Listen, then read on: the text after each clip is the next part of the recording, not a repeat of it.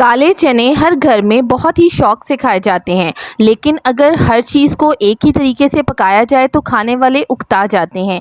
इसीलिए आज मैं आपके लिए काले चनों से बनने वाले कोफ्तों की बहुत ही शानदार और डिफरेंट रेसिपी लेकर आई हूँ, जो यकीनन आप सबको बहुत ही ज़्यादा पसंद आएगी। वीडियो को पूरा वॉच कीजिएगा ताकि कोई भी पार्ट आपसे मिस ना हो। तो चलिए स्टार्ट करते हैं आज की रेसिपी। मैंने यहाँ पर 1 पाव काले चने लिए थे, जिनको 8 घंटे पहले भिगो दिया था। इसके बाद मैंने इनका पानी फेंक दिया और इनको स्टेन कर लिया है।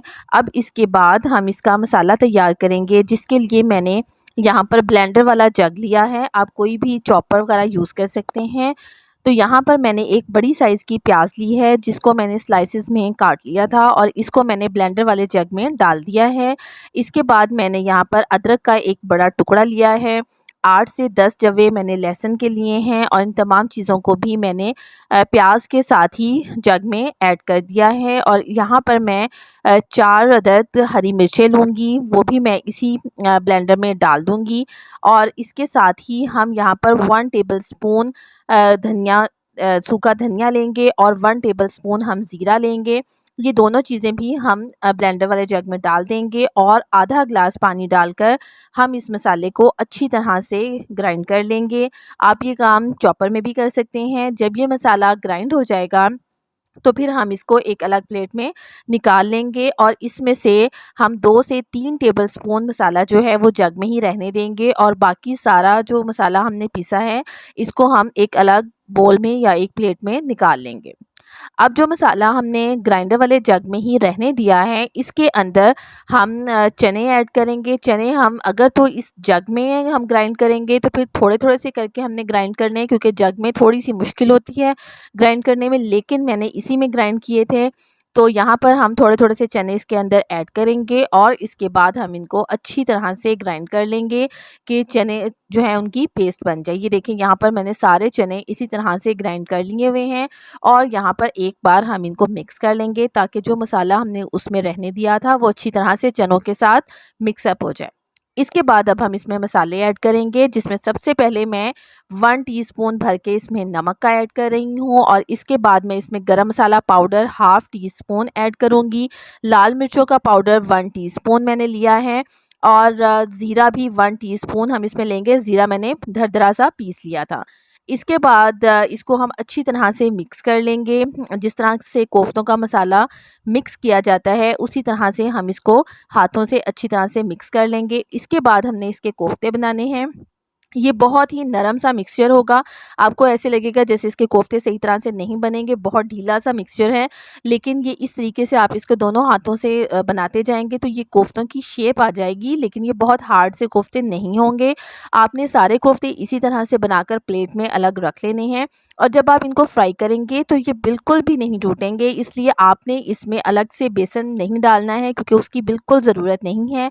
यहाँ पर मैंने एक फ्राई पैन लिया है, यहाँ ऑयल को गरम कर लिया है। इसके बाद हम इसमें ये कोफ्ते डालकर फ्राई करेंगे। जब आपने कोफ्ते इसमें ऐड करने हैं, एक बार फिर उसको हल्की सी शेप दे लें और उसके बाद आपने इसको मीडियम से लो आंच पर फ्राई करना है। तेज़ आंच पर फ्राई नहीं करना और डालते ही आपने इसको पलटना नहीं है। थोड़ा रेस्ट दें। जब एक साइड से सेट हो जाए तो फिर आप इसको पलटेंगे और दोनों साइडों से पकाने के बाद हम इसको स्ट्रेनर से बाहर निकाल लेंगे।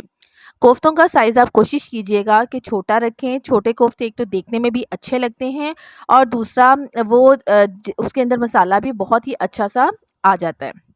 अब यहाँ पर हमारे कोफ्ते जो हैं वो रेडी हो चुके हुए हैं। हम इनको निकाल लेंगे स्ट्रेनर से और आप देख सकते हैं कि कितने अच्छे ये कोफ्ते तैयार हुए हैं। हमारा जो मसाला था वो लग रहा था जैसे बहुत ढीला है, लेकिन कोफ्ते बिल्कुल भी नहीं टूटेंगे। ना ये शोरबे में जाकर टूटेंगे और ना ही ये इस तरह से फ्राई करते हुए टूटेंगे। और इनको हम एक अलग प्लेट में निकाल लेंगे और अब मैं आपको दिखाती हूँ कि ये कितने शानदार हमारे कोफ्ते बनकर तैयार हुए हैं। आप इनको एज़ अ स्नैक भी खा सकते हैं, दही की चटनी और केचप के साथ। अगर आप इनको स्नैक के तौर पर खाएं तो भी आपको बहुत ज़्यादा मज़ा आएगा, क्योंकि आपको पता है काले चनों में बहुत ज़्यादा ताकत होती है और ये बहुत ही ज़्यादा सेहत के लिए मुफीद होते हैं। तो आप ये कोफ्ते ज़रूर ट्राई कीजिएगा। अब हम इसका शोरबा बनाते हैं, जिसके लिए मैंने यहाँ पर 3 से 4 टेबलस्पून ऑयल लिया है, तेज़पत्ता 1 इंच, दालचीनी का टुकड़ा, 1 बड़ी इलायची, 1 बादियान का फूल, 2 छोटी इलायची, 3 से 4 काली मिर्चें साबुत, 2 से 3 लौंग हम इसके अंदर ऐड करेंगे। 1 से 2 मिनट के लिए हम हल्का सा इसको कड़कड़ा लेंगे और इसके बाद जो मसाला हमने पीसा था प्याज वाला और जो बचा लिया था, वो हम इसमें ऐड कर देंगे और इसके बाद 3 से 4 मिनट के लिए हमने प्याज को अच्छी तरह से भूनना है, ताकि प्याज का कलर थोड़ा सा चेंज हो जाए। जैसे ही प्याज हमारी भून जाएगी और इसका कलर चेंज होने लगेगा, तो फिर यहाँ पर मैंने 2 अदद बड़े साइज़ के टमाटर लिए थे, जिनका छिलका उतारने के बाद मैंने इनको ग्राइंड कर लिया और वो इसमें ऐड कर देंगे। और यहाँ पर टमाटर और प्याज को अच्छी तरह से हम पकाएंगे कि थोड़ा सा ऑयल इसमें ऊपर आने लग जाए।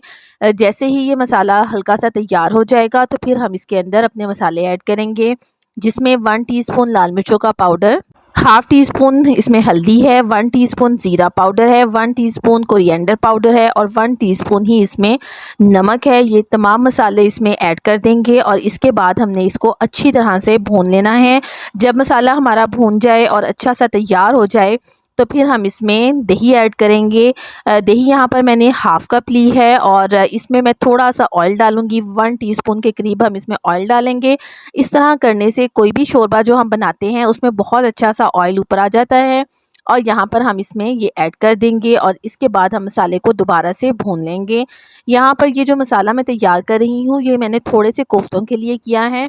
मैं यहाँ पर पूरे कोफ्ते नहीं बना रही हूँ, बल्कि आधे मैंने फ्रीज़ कर लिए थे और आधे कोफ्ते मैं बना लूँगी। और ये कोफ्ते जो हैं ये बहुत ही अच्छे से फ्रीज़ भी हो जाते हैं। जिस तरह हम बाकी कोफ्ते फ्रीज़ कर लेते हैं, उसी तरीके से आप इनको भी बना के फ्रीज़ कर सकते हैं। चाहें तो आप इनसे राइस भी बना सकते हैं और चाहें तो आप इनका शोरबा भी बना सकते हैं। अब मैंने इसमें कोफ्ते ऐड कर दिए हैं और साथ ही हम इसके अंदर पानी ऐड कर देंगे। जितना हमने शोरबा रखना है उतना हम इसके अंदर पानी ऐड करेंगे।